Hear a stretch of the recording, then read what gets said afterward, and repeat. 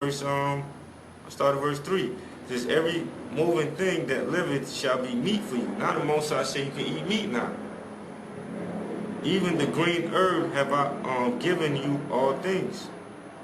But flesh with the like thereof, which is the blood thereof, shall ye not eat. That go back to Leviticus 17 and 14. Not supposed to eat blood. And surely your blood of your lives will I require, at the hand of every beast will I require it. And at the hand of man, and at the hand of every man's brother will I require the life of man.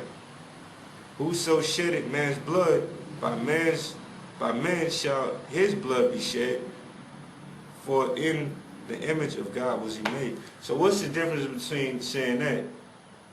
If any man shed blood, by man shall his blood be shed. What's the difference between that and thou shalt not murder?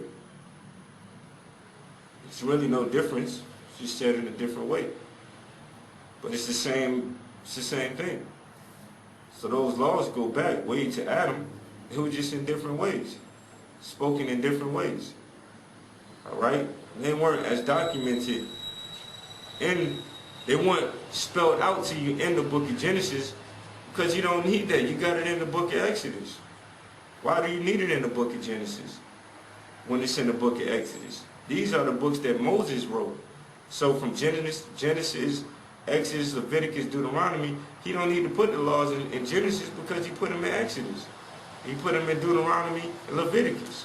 So the laws were back then in the ancient days. All right? So what we'll do is we'll give a couple more examples, of after the flood, and then we'll wrap it up. So we're gonna go to the book of Genesis chapter 20, verse 3 through 9. Genesis chapter 20, verse 3 through 9. But God came to Abimelech in a dream by night and said to him, Behold, thou art but a dead man. For the woman which thou hast taken, for she is a man's wife. Man, the Most High was going like, man, you sleep with that woman, I'm going to kill your ass. Because what? Well, we'll read it in a little while. It says, but Abimelech had not come near her, and he said, Lord, wilt thou slay also the righteous nation?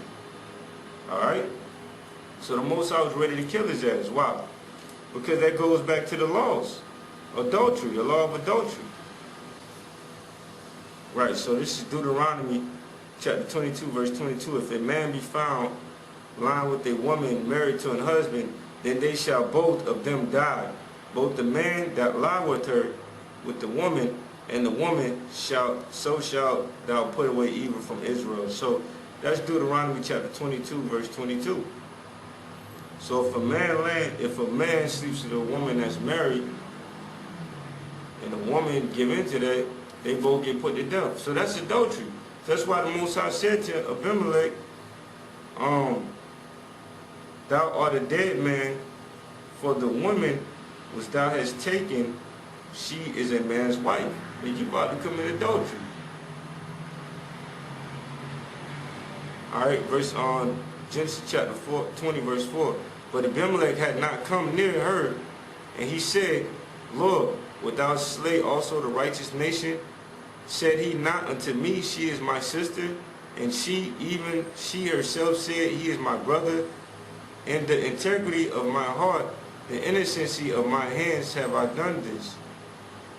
And God said unto him in a dream, Yea, I know that thou didst this in the integrity of thy heart, for I also withheld thee from sinning. I withheld thee from sinning, since the transgression of the law against me. Therefore suffered I thee not to touch her. Alright, so that's another example in Genesis. Now let's go to Genesis chapter 39, verse 7. That's adultery. We're going to hit on some adultery in the Old Testament. Genesis chapter 39, verse 7 to 9. This is Joseph. This is one of the sons of Israel, before Israel even went into slavery. Alright, before the whole nation of Israel went into slavery in Egypt. It says, and it came to pass after these things that his master's wife cast her eyes upon Joseph, and she said, lie with me, may have sex with me. But he refused and said unto his master's wife, behold, my master wotteth not what is with me in the house, and hath committed all that he had to my hand. There is none greater in this house than I, neither hath he kept back anything from me. But thee, because thou art his wife, how then can I do this great wickedness and sin against God? See, he says, how then can I do this great wickedness and sin against God? Sin is what? 1 John 3 and 4, sin is the transgression of the law. Now it says, how can I do this great wickedness? Now what is adultery? It's evil and wickedness. So let's go back to that one more time. We'll get the book of Deuteronomy chapter 22, verse 22.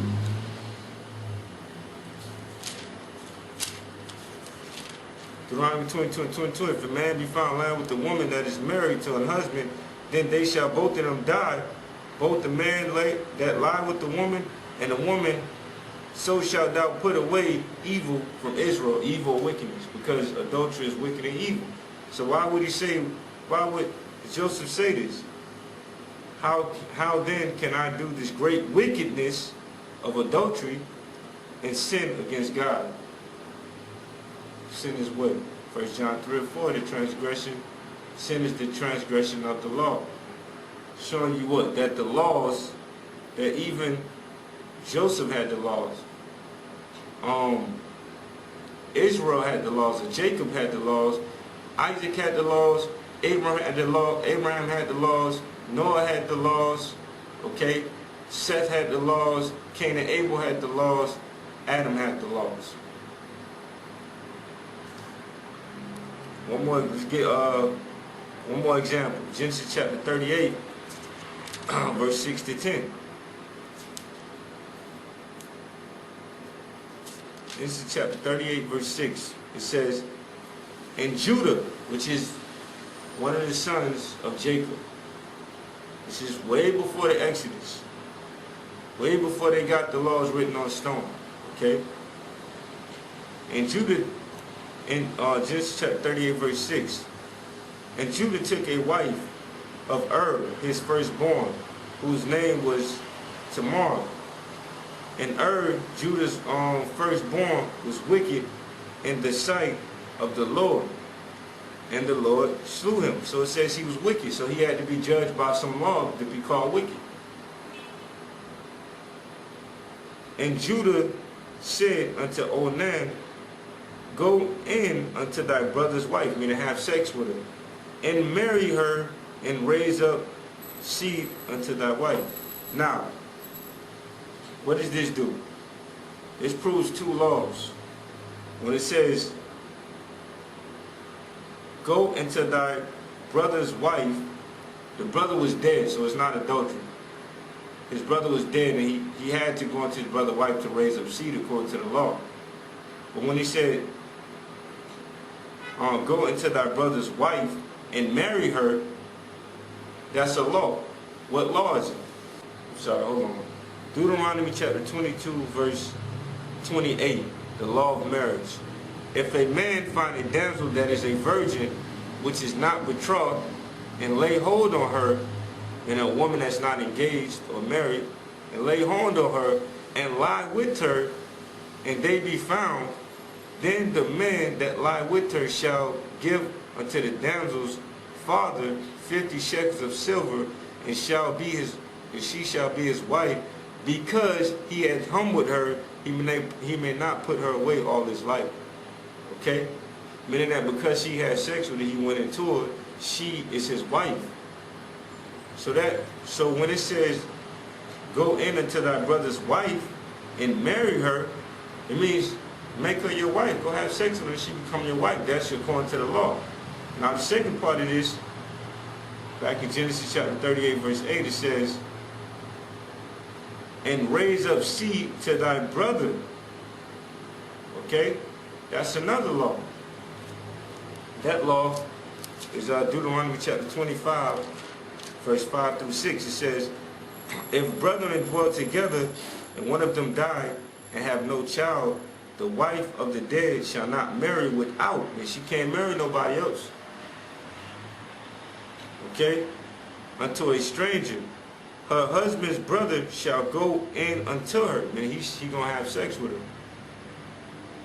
and take her to him to wife, and perform the duty of an husband's brother unto her. And it shall be that the firstborn which she beareth shall succeed in the name of his brother which is dead, that his name be not put out of Israel. For example, if I had a brother and I died off and I didn't have no children, it was my brother's responsibility according to the law to take my wife, to marry her, to be a husband to her, to give her children, and to name that first child after me, so that my name would be still in Israel. That was a law. So Judah was commanding his son to do the same thing for his brother that was dead. Alright, so Deuteronomy chapter 38, verse 8. I started verse 6. It says, and Judah took a wife from his firstborn, whose name was Tamar. So Judah had a son named Tamar. I'm sorry, it says, in Judah's firstborn name was And Judah's firstborn, was wicked in the sight of the Lord, and the Lord killed him. So the Lord killed Judah's first son.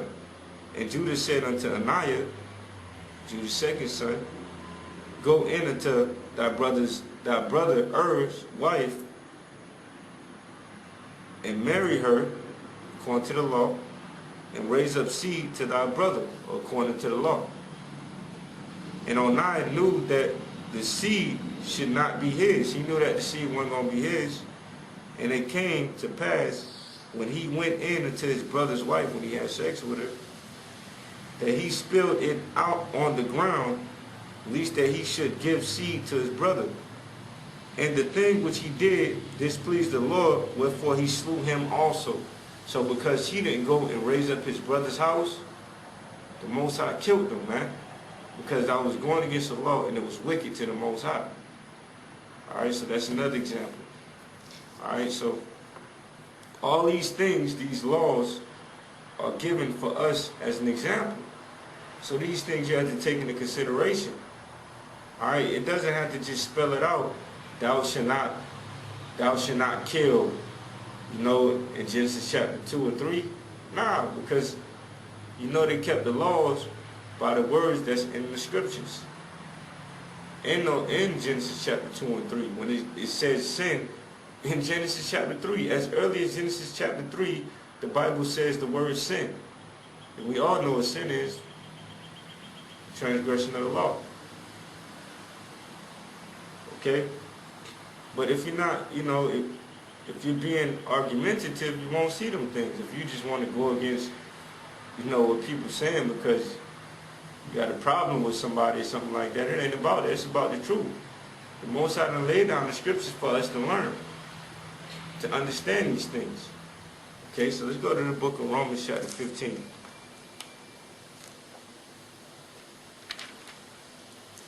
The book of Romans chapter 15, verse 4. It says, for whatsoever things were written aforetime, like in the book of Genesis, chapter 1, 2, 3, 4, 5, all the way to the last chapter in Genesis. Whatsoever things were written aforetime were written for our learning. Why is the story of Joseph in there about sin? So, about committing adultery? So we don't commit adultery, according to the law. Why is the story of Onan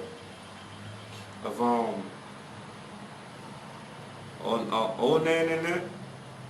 The Most High killed him because he didn't raise up seed to his brother, so that we don't do those wicked things. We raise up seed to our brother's house if he dies before he has his firstborn. So we follow these laws. That's why it was written. Why is it it's not important to know that Adam had the laws, but why do we need to know that Adam had the laws? So you know that the laws are ancient and that we're supposed to follow them, and that they were set up from the beginning and they'll be set up in the end, right? The laws are everlasting, right?